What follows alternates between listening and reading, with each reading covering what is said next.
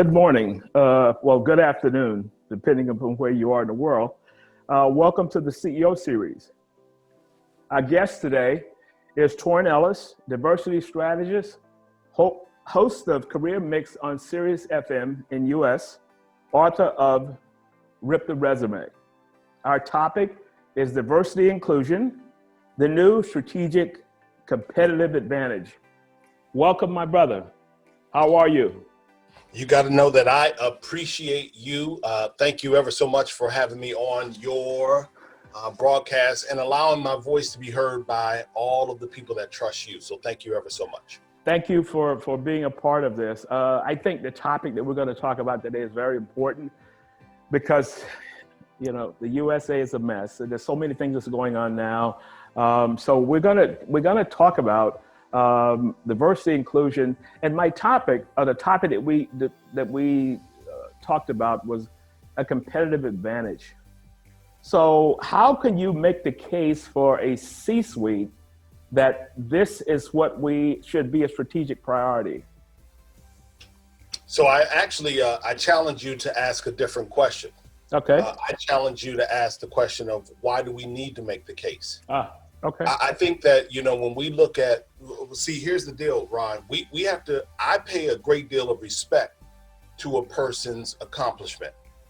I pay a great deal of respect to a person's, you know, business acumen, their Rolodex of experience and production and results.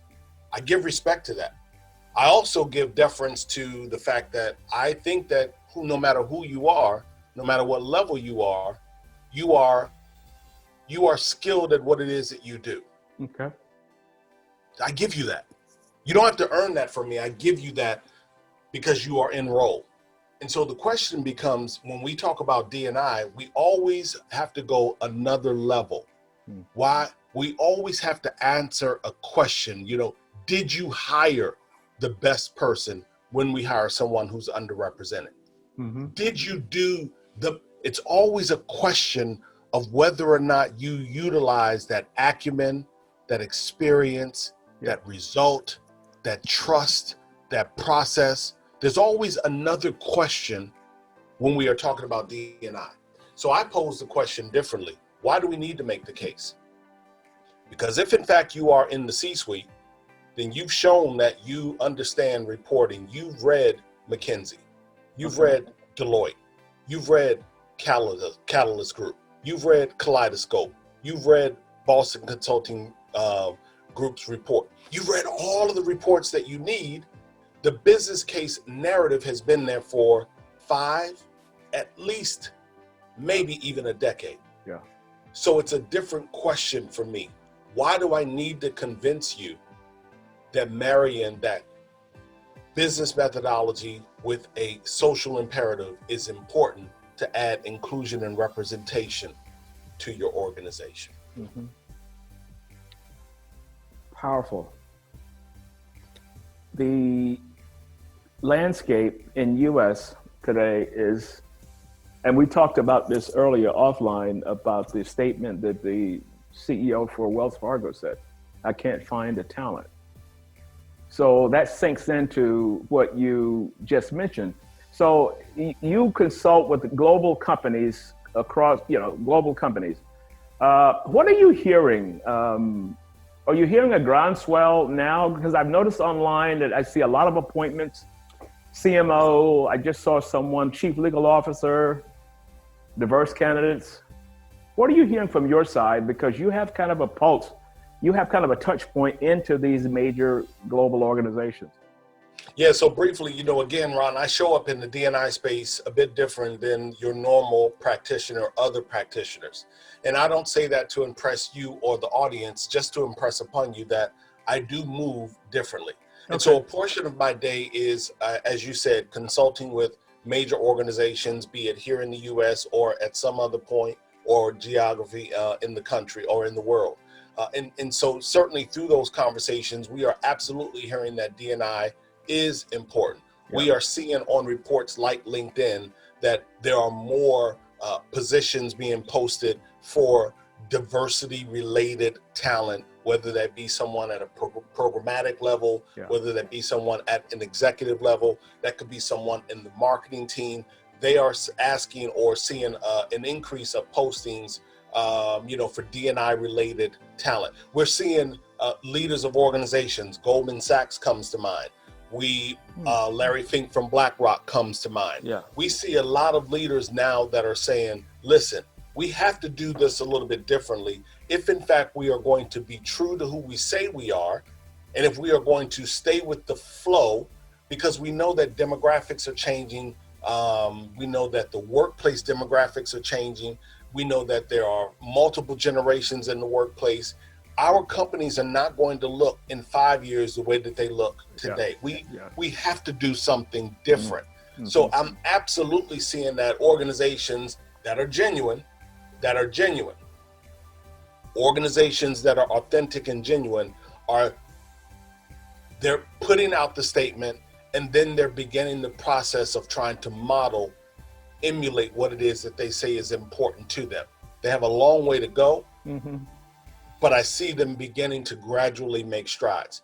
Yeah. What I say when I say I see them, I don't see enough of them, but I do see them. Yeah.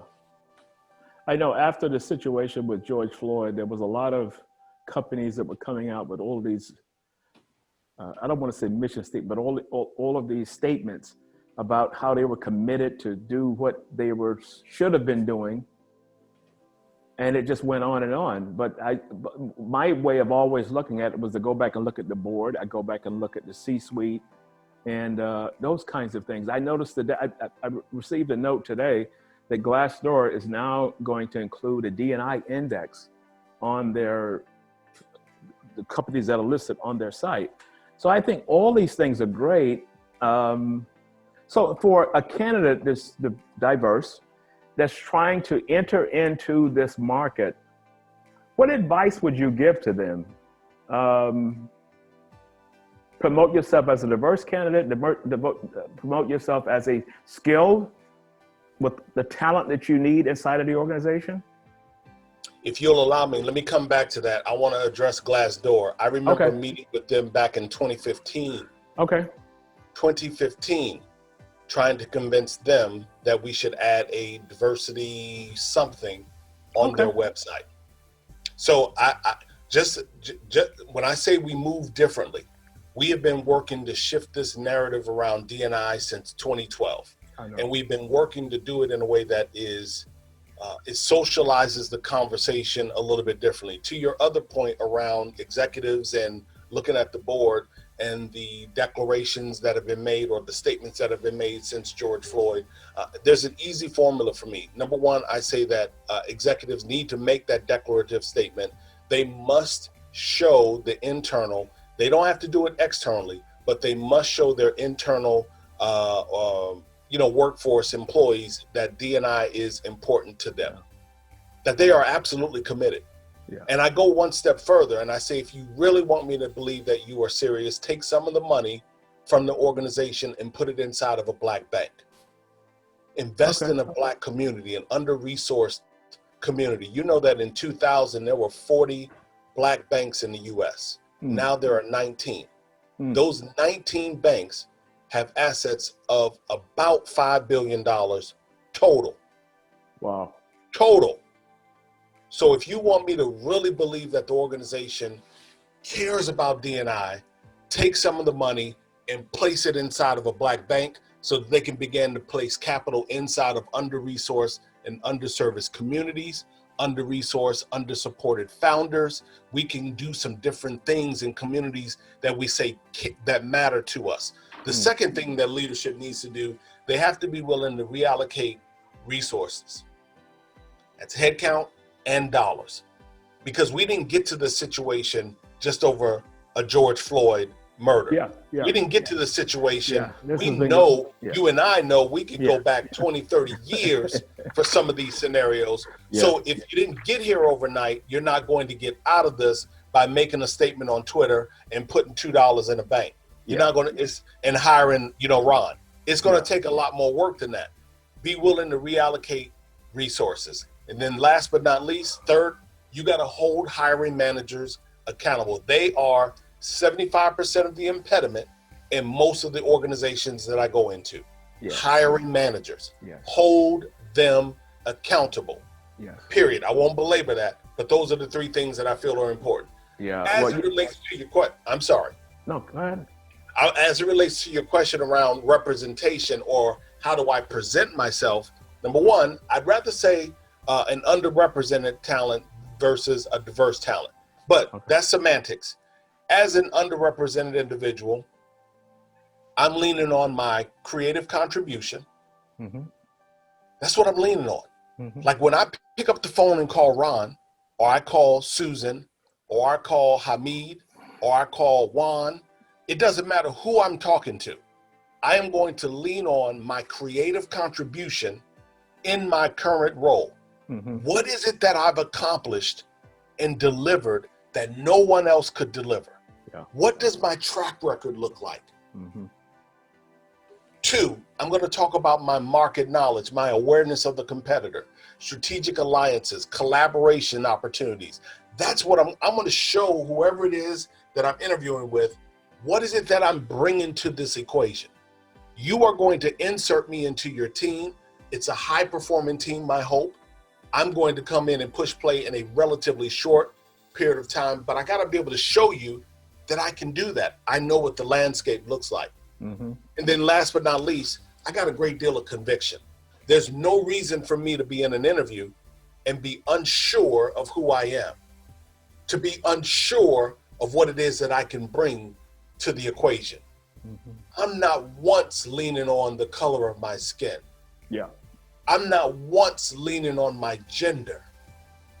I'm not once leaning on my political affiliation, religious affiliation, none of those things. Yeah. I'm simply showing up the best that I can possibly be. And that's what I want you to measure me on.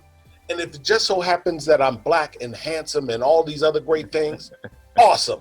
Add that to the list. Yeah. But no, when I come in there, I'm coming to wreck shop. Yeah. That's what I'm coming to do, because that's what we want. We want people that can bring a bit of disruption to the equation, that can change the frequency and elevate our levels of productivity. Yeah. That's what an underrepresented talent does. And that's why I feel like it is so disingenuous. It is disrespectful when I hear people say, well, hiring someone underrepresented is lowering the bar. Oh, really? Yeah.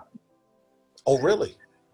So then what I would say to them is, so you've never hired a mediocre white male? Yeah. And I wait for them to respond. I'm never going to let them devalue what we are, who we are, and what we bring to the equation. I'm never going to let clients, companies, leaders, executives devalue diversity, inclusion, equity and belonging, representation. I'm never going to let them discount that, because we for far too long allowed them to skate, to hide behind the curtain, to get off the hook. Yeah. So I'm never going to let them diminish, devalue, detract from the importance of doing D&I and doing D&I right. Yeah. You know, we've had this conversation before, and I thought about coming out of college, late 70s, and there was a push on diversity. It wasn't called diversity then, it was called affirmative action. Sure. And I was hired by IBM, and IBM was, I always say, was the Google of its day. And I was only hired because of the fact that they had a affirmative action job fair. And that was it. So when I saw all of the companies making all these long statements and going on and on and on, you know, you almost wanted to pull a violin out and start playing. And I'm saying, I've heard all this before. So how are we going to look in 10 years, 10 years, 15 years from now? Is anything going to change? You know, so it's always kind of, I'm glad to see it happening, but when you've kind of been around the block and you've seen it happening before, you wait until you give it a kind of a scorecard. So inside of organizations, you know, one of the things you touched on was that people will say, well, you know, we're going to lower the bar. It's anti-me. If we say we're going to push for diversity, it's anti-me and mine. How could we address that? How can we have a conversation around that? I mean, again, I think we started this conversation with a reference to Wells Fargo's CEO. Yeah. I want to go to another financial institution. Citibank released a report just last week that said racism, racism, I saw that. racism, racism. I'm stressing that. Yeah. Racism has cost us $16 trillion in GDP. That's right. 16 trillion. And that if we continue on the path that we've been on since 2000, it's going to cost us another $5 trillion in the next 5 years. Yeah. So the question once again becomes, do you want to continue doing what it is that you've been doing, arguing, being resistant, always having a counter, feeling as if it's a zero-sum game?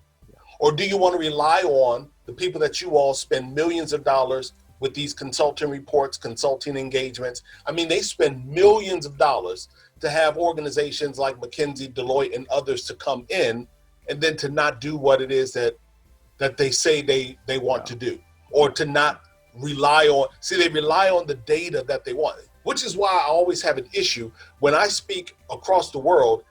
My presentations rarely have slides around data. Okay. Because I absolutely feel like, look, folks can find the data. Google is smart. So all you got to do is ask Google. It will tell you what it is that you're looking for. And then you can manipulate that in a way that suits or does not suit your conversation. Diversity and inclusion has never been a zero-sum game.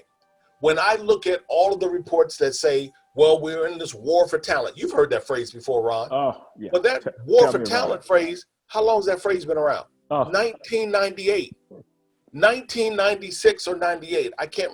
So what we're saying, we're allowing our recruiting teams, we're allowing our hiring managers, we're allowing our C-suite executives at the highest of level to hide behind a phrase that is 20 years old. Yes. Yes. No, that's an excuse. That's complacency. Mm-hmm. That to me is mediocrity. Mm-hmm. That's mediocrity. When I think about what you and I are doing, where you are seated and where I'm seated, this wouldn't happen if we allowed that same degree of mediocrity to be the measurement in our product iteration. Mm-hmm. We wouldn't be here today having this, it wouldn't happen. So why is it that when it comes down to hiring people that are Latino, Latinx, Afro-Caribbean, Black, Alaskan, Native American, Hispanic, why is it that people with disabilities, LGBTQIA, why is it when we say that we should be focused on putting a strategy together that brings more talent into the equation, that our product, our ability to iterate has been stalled? It's a fair question. And the answer is quite simple. This has nothing to do with skill, it has everything to do with will. Okay. That's all it comes. The people watching right now, if I took away all of their HR technology, like they couldn't use another ATS, they couldn't use the HRIS system, they couldn't use Excel. I mean, they couldn't use any piece of technology. Pick up a piece of paper, pen, cell phone. Yeah. And I'm going to find Ron. I'm going to find him. Yeah. I'm going to find him. Yeah. I'm going to find him. So it's all about intention. It's intention. And so when that question raises inside of the organization, when I'm inside of an engagement, or for your listener, when you are faced with that challenge of, well, D&I is a lowering of the bar, or any, you have to be in a position where you are strong enough to push back. You need to feel empowered enough to push back. You need to feel empowered enough. This is not a zero-sum game. Mm-hmm. We have product, service, we have growth that we are going after, and we need to have a diverse team so that we can go after it. Last thing that I'll say, Ron, I did a report, visual graphics. I can't remember the website. I think it's visual graphics or something like that. But they said, where will the next 1 billion internet users come from? And they listed all of the countries. And I can't tell you how many of them were in Asia, Yeah. how many were in Middle East. the Middle East. Absolutely. Yeah. So how are you going to get your product and service there? Part of that is including them in the equation so they can tell you about culture and nuance and preference and process and all of that. You need to have a diverse team if you're going to build what I believe to be a high-performing business that's going to sustain the next 20, 30, 40, 50 years. Yeah. You know, one of the things I was thinking about as you were walking us through that was that because of the fact I'm located here in Dubai, in the Middle East, you see companies talking about, and they put that out front, how many nationalities work at this company, how many languages are spoken, and they stress that. I mean, so if you look at bullet points, that's always the first or second bullet point as they talk through this. But from the USA side, which is where I came from, that's kind of not even not spoken in that way, and the stress is not on what we're trying to build as a society. Only when something comes out, when you're going to come through, and it got to a point I wouldn't read anymore after this thing happened. I said, you know what? No, I'm not reading it anymore, because I heard the same things when I first got a job, when I first got out of college. So it just kind of goes on and on. But one of the things you mentioned was interesting to me was that you said the hiring managers, because the hiring manager says, go, no go. I'm going to make this decision. If you had an opportunity to talk with hiring managers that are on the call, how would you structure that conversation? The importance of bringing in different lenses. I tend to talk about it in lenses. Someone that has a different lens is going to see a situation totally different than what someone else would if they come from all looking kind of the same way. Yeah, absolutely. So I'm going to reference, one of the big four tech companies. They'll remain nameless in this conversation, but they have something called a bar raiser program. Okay.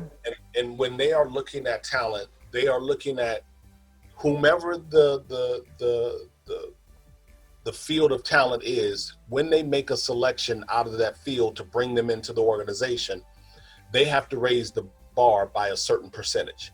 If they can't raise that bar, then they're not going to get the offer letter. Okay. That's universal. In order for them to exercise that as an interviewing team, they use a diverse team of people. So they don't only have interviewers from this particular business unit.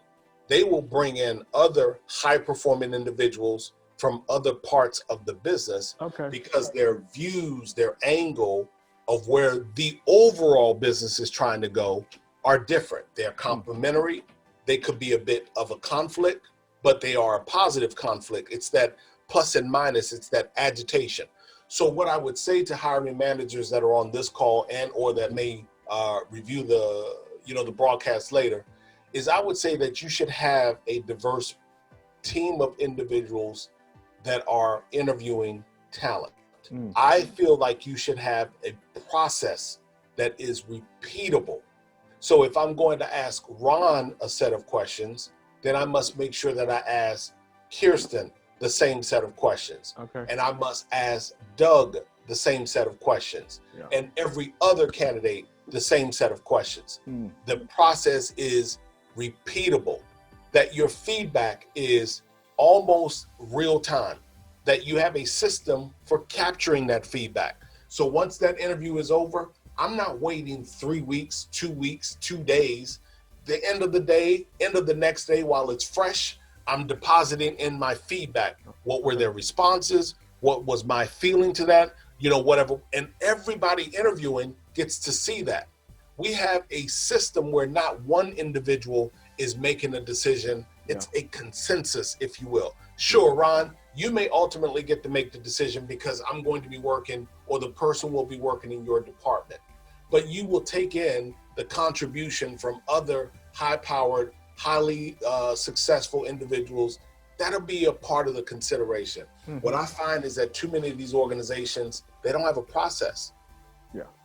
They don't have a library of questions. Yeah. They don't do pre-strategy or pre-interview meetings where we can really set the tone for what's important. Here's the question that I ask. Whenever a hiring manager says, well, I don't do as much recruiting these days as I used to, but they would always give me a job description. And I'd always say, Ron, thanks, I appreciate that. But tell me the one thing you need in a new hire that's not on this job description. Yeah. And Ron is quiet. And I'm going to wait because I want Ron to give me the one thing that he needs. And then I'll say, is there anything else that you need that's not on this job description? And you know what happens in almost 100% of those instances? That we walk away with a different candidate or prospect that we're looking for than what because the job description is history. The job description is a look back. This is what people have done up to this point. Yeah. I'm challenging you to think about, where are we going?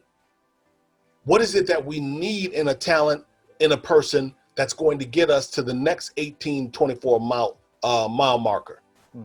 Not what got us to here, what's going to get us over there? And it often is different than what's on the job description. And that difference is what allows me to say, great, give me some time to make sure that we set a really nice strategy in place so I can bring you a different set of considerations. Yeah. I don't want to keep going to the same schools that we've been going to. Yeah. I don't want to keep posting in the same places we've been posting. Right. I don't want to keep advertising and calling on the same crop of candidates that I want to see if we can find some new folks that have these things right here.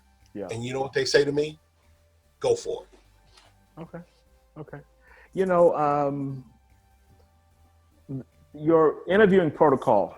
So we have a select group of people on that panel, so to speak. I thought about GE had this model, and it was called Session C. If you Google Session C, it'll come up, where the hiring manager was only one vote, but there was a team of people across that. But this was based on promotions. In other words, who's going to be promoted to the next level. So if I'm your boss, I could not just say at the end of the year, starting January, you're going to be vice president of whatever it is. You had to come to a session C, and you had to present a case. You had to present a business case, and everyone in that room has an opportunity to say, well, you know, I worked with Torin and was late on KPIs. KPIs were never there. Very difficult to deal with, and it was kind of laid out in the open. So people knew that when you got hired, when you got promoted, you had passed that test. Sure.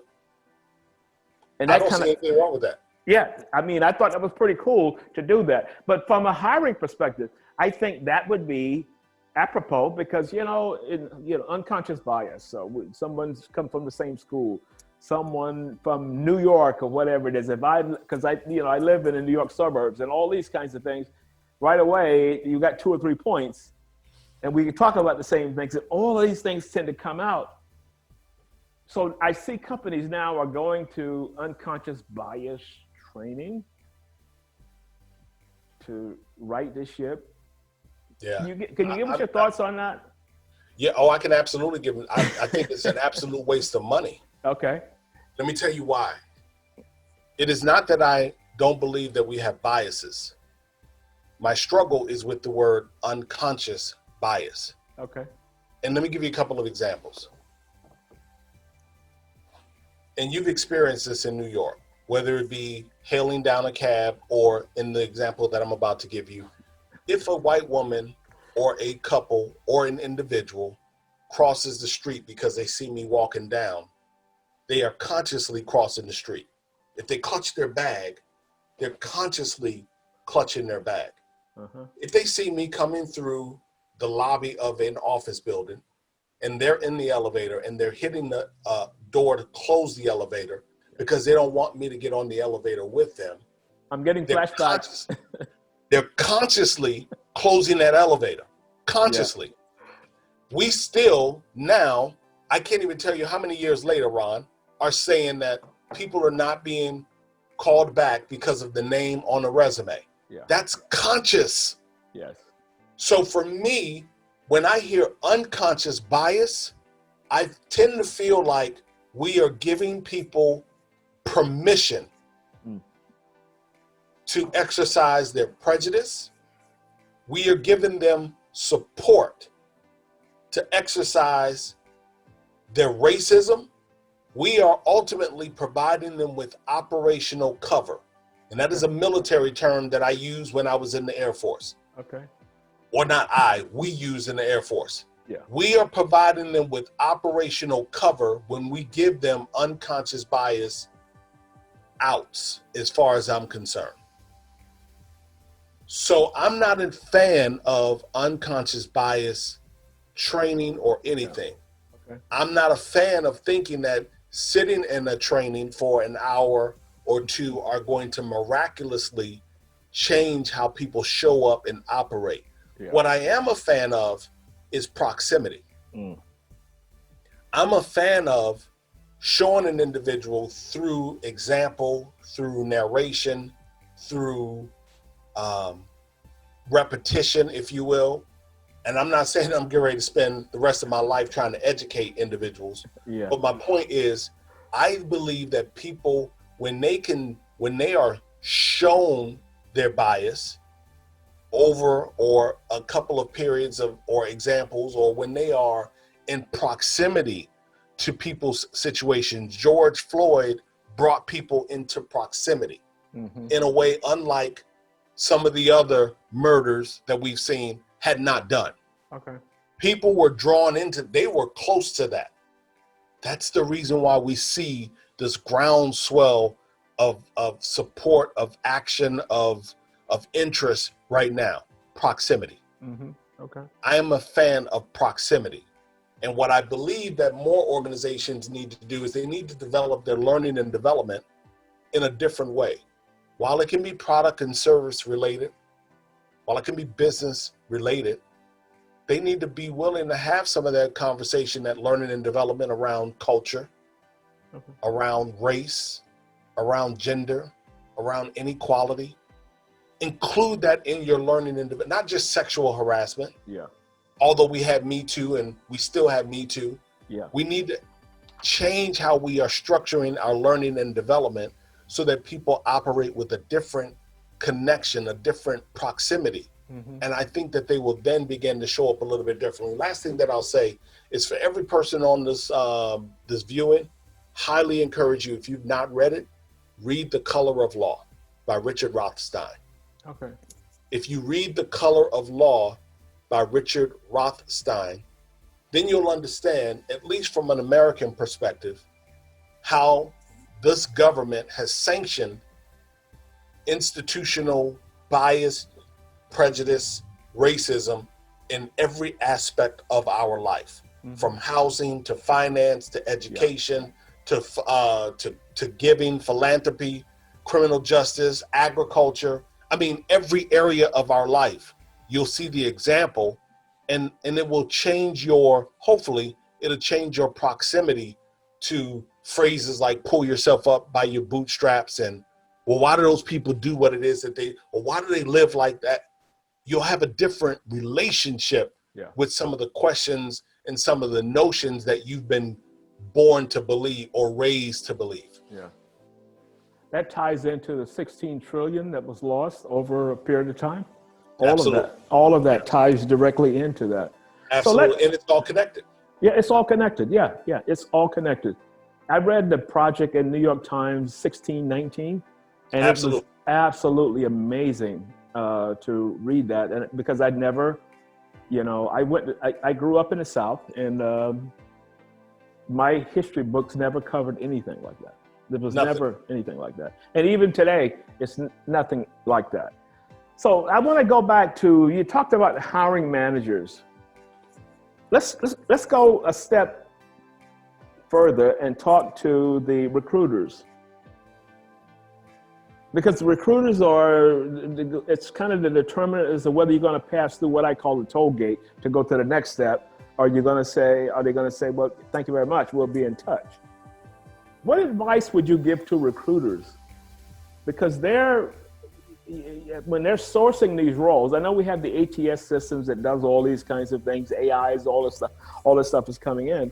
But for a recruiter that's a face-to-face, and maybe you didn't know who it was, and all of a sudden that person comes in to sit down for an interview. And the reason I ask that is because I interviewed for a major firm in New Jersey. And when I walked in to speak to the CHRO, her back was turned, putting a book on the shelf. And when she looked around and saw me, she was literally frightened. She did not know what to say because she wasn't expecting me. And based on my CV, based on my background, where I was coming from, she made assumptions. The recruiter was very nice, trying to cover it up and all of these kinds of cleaning up. But what advice would you give recruiters? Because as I said, they're the ones who's going to determine whether you go to the next step. So just give us some insights on that. Vanguard. They are the vanguard of the organization. I absolutely feel like the value of recruiters has been, something that we have not played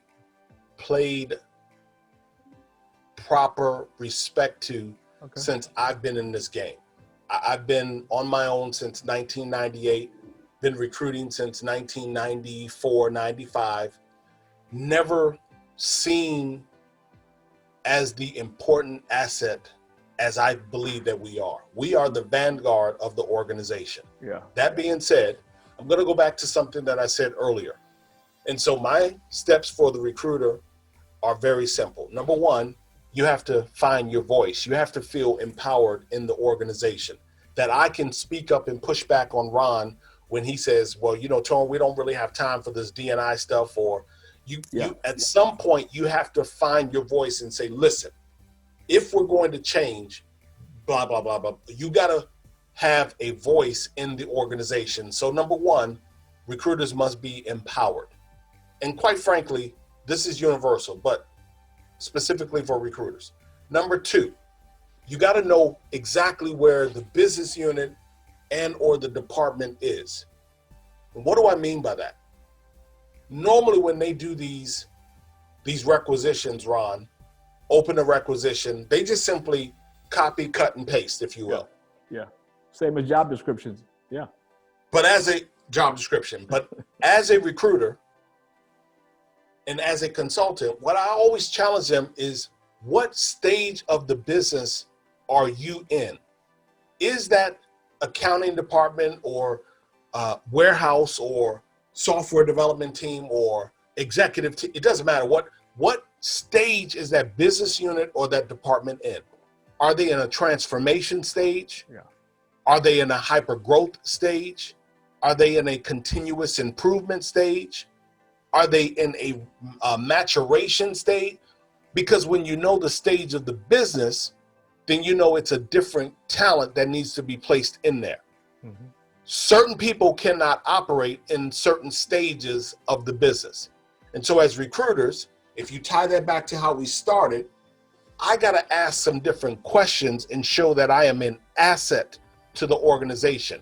So if I'm going to open my mouth and be empowered, I better start making sure that I'm saying some things that kind of support and undergird that. And so I'm going to challenge you as the hiring manager. Where are you?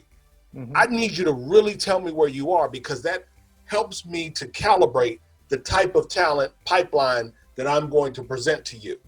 And then last but not least, tactical execution. So as a recruiter, you got to know that if you really care about diversity and inclusion, if you really care about equity and belonging and representation, all of the things that you say your organization cares about, how are you going to execute tactically on that? Mm-hmm. Do you need to have some different relationships? Do you need to have some different conversations? Do you need to scrap your entire opening and have something entirely different?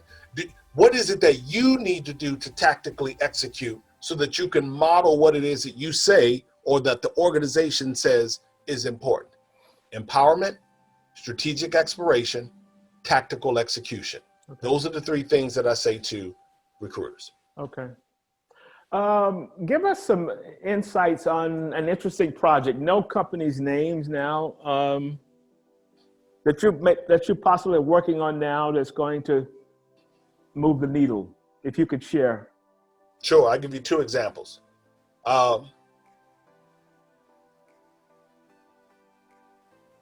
couple of weeks ago, we had a number of organizations.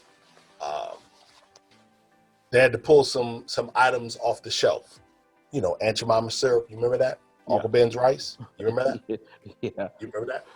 Yep. Things that we grew up on, Ron. Yeah. And I know let me just speak for myself. I'm guilty. I have been guilty of going into the store and purchasing Aunt Jemima syrup, Uncle Ben's rice, and other items off of these shelves that have been demeaning to Black and brown people.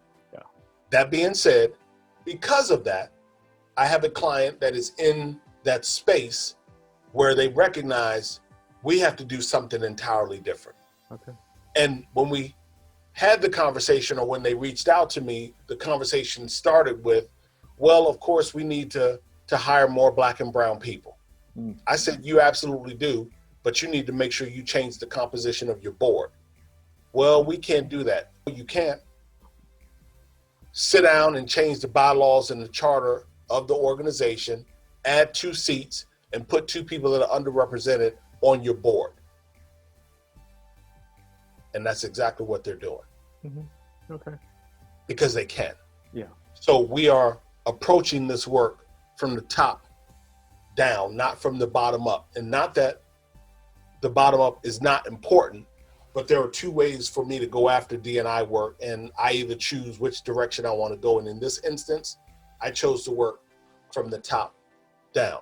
Okay. Another example that I can give you, you know that cannabis is moving through the U.S. and even though it's still not federally regulated, it's still moving through the U.S.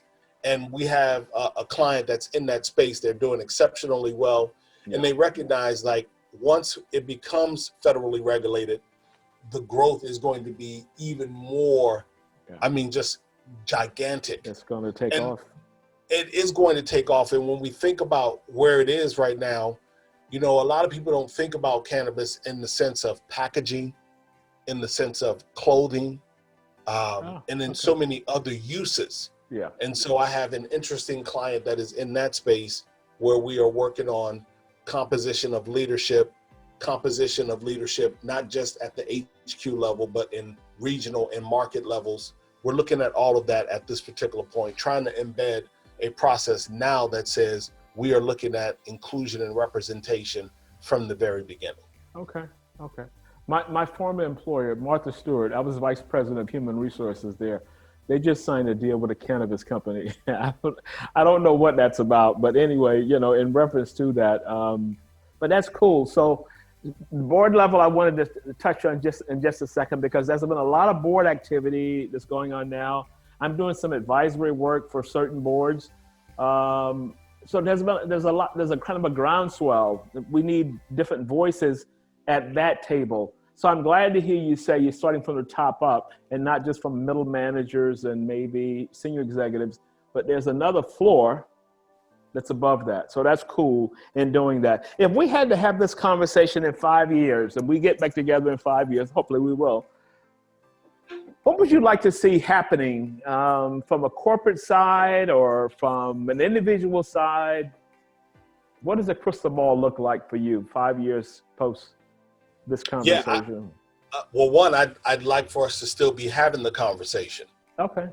And what I mean by that is not the way that we may be having it, but that we are having it. The same way that we'd have conversation around, again, product development or service suite. The same way that we'd have conversation around market penetration or geographic expansion. Okay. The same way that we'd have conversation around creative contribution and headcount management and all. I want inclusion and representation to be a part of the conversation forever. Okay. I never want organizations to feel like there's a finish line. I hired a couple of folks, I'm good. We put some people on our board, we're good. We donated some money to some nonprofit organizations, we're good. No, I don't want inclusion and representation efforts to ever feel like there's a finish line. I'd like in 5 years for us to say, you know what, we got really, really creative around our benefits. We know that women have historically been underpaid. So what we're going to do is develop a benefit package for our women that is going to help them try to recapture some of that loss that they've experienced over the last 10, 15, 20 years of their corporate career. And 5 years from now, we get to look back over the data and say, wow, look what we did for wealth creation. Look what we did for generational wealth in their family. Look what we did for healthcare outcomes, if you will, because we put different packages in place for women. Look what we did. That's what I want us talking about in 5 years. We've done some things in 2020. Here are the outcomes, the manifestations of that effort over the last 5 years. Do we continue to do that? Absolutely. Or you know what, we need to kind of change something here, or that didn't really work the way that we wanted it to. So let's scrap that. But what can we put in that place? What I want is for us to approach the D&I conversation the way that they did in the book Blue Ocean Shift. It's not a red ocean. It's a big blue ocean of opportunity out there. So I want us in 5 years to still be having the conversation, because what I'm afraid of, Ron, like, you know, in the beginning of the year, this true story, had it not been for George Floyd, these organizations would have fired their chief diversity officers. Yeah. They would have shuttered their D&I departments. They would have. Yeah. And what I kept telling my clients is, you turn this off, it'll be 10 years for you to get back to where we are right now. Yeah. Yeah. So I'm glad, unfortunately, why the emphasis is still here. I want this to serve as a moment, as a reminder for leaders. Don't take your eye off of this ball, ever. Okay. No end. It's a journey. D&I is a journey. And I like the way that you said that, because of the fact that it's not a program we put in place today and we're just going to keep moving on. But we're still having this conversation 5, 10 years, because it's now baked into the DNA of the organization. A company you mentioned earlier was BlackRock. Stanley Fink, who's the CEO. Larry Fink. Yeah. Amazing, you know, and he wrote an article. He wrote a letter. He writes a letter every year to his stockholders. Largest investment bank in the world. And he was talking about purpose, being purpose-driven. When it came out at that time, we weren't quite there yet. He said he got a lot of nasty emails and concentrate on business, the investor, the stockholder. And what he was saying was that people don't get excited about coming to work based on a P&L, but they will get excited about coming to work because your company stands for something. So all of this kind of ties back into the same case. So the other thing I'm taking away is D&I as a business initiative, not as a feel good, but it's a business initiative. You mentioned market share, you know, global penetration, all these kinds of things. If it's a business focus, that is a driver that's taking us to that. Absolutely. I'm firm on my position that, you know, we need to be or do a better job of marrying the business case with that social methodology. Together it becomes the imperative that fuels how we go about this work. When you talk about Larry Fink and his purpose, and I think about Coinbase. You may not know who they are in Dubai, but Coinbase is a cryptocurrency outfit here in San Francisco, and their CEO just released a statement, I want to say 2 days ago, that said that they are doubling down. And when I say doubling down, they are offering severance packages to existing employees that cannot abide by or do not want to abide by his stance around having political conversations in the workplace. Now, I've read a couple of pieces and I'm still not sure exactly where he is. I don't know if it was on social issues in general, like a Colin Kaepernick, like the border, separating families at the border, like tech companies using their technologies in nefarious ways. In some of the social unrest, George Floyd, Yeah. I don't know if he meant it in that regard, socially broad, or in the headline that said political only. But whatever, they're offering severance packages for people who are like, nah, I want an organization that is going to stand for something. Yeah. He's telling you, I'm not putting any flags down. I'm just going to focus on shareholder profit, bottom line revenue. And I don't know if I firmly believe that employees going forward want to be with an organization that takes a stand. Whether we agree with that stand or not, I want to be with a person who at least I know how your flag is flying. That doesn't mean that I'm going to leave. I just know how your flag is flying versus not knowing. So it's going to be interesting to see how small, medium, and large organizations, industry agnostic, how they begin to operate in 2021 as we start to hopefully come out of this pandemic posture. Yeah. As I thought about, as you were talking through that, I thought about John Lewis' phrase, good trouble. That's good trouble. Yeah, that's an example of good trouble. That's right. Torin, how can listeners, if they needed to get in touch with you, can you give us your email, hashtags, whatever? Yeah, it's real simple. Across all of the internet, I'm at Torin Ellis. So it's either torinellis.com for my website, or if you go to any of the social media platforms, I am Torin Ellis, TorinEllis. And you can listen to my podcast, Crazy and the King with Julie Sowash, on iTunes and Spotify. And if you happen to download the SiriusXM app, you can listen to my show, Career Mix, every Sunday at 1 p.m. Eastern. So I'm out there. You're out there. My brother, I will see you in December, January, some kind of way. Absolutely. We're going to figure it out. It's always good to see you. Thank you so much for being a part of this. Yes, indeed. And it's very good talking to you, talking about a topic that's in the news today. So thank you so much. Thank you for this. I appreciate you, brother. Thank you, Ron. Okay, man.